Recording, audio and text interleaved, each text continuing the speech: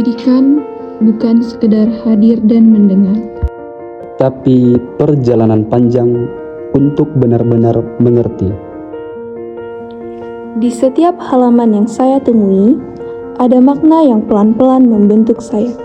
Di sini, saya belajar bahwa mimpi tidak cukup hanya dibayangkan, ia harus diperjuangkan.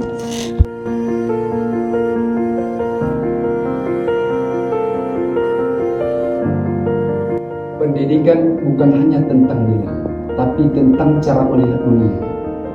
Berani melangkah meski belum tahu arah sepenuhnya, dan tetap berdiri meski pernah jatuh berkali-kali.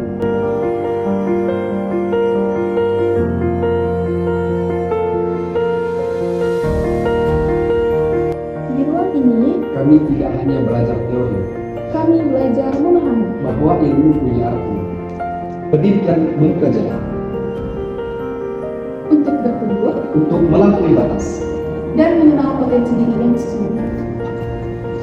Karena masa depan, Tidak datang begitu saja ia dibentuk dari apa yang kita pelajari hari ini. Selamat Hari Pendidikan Nasional.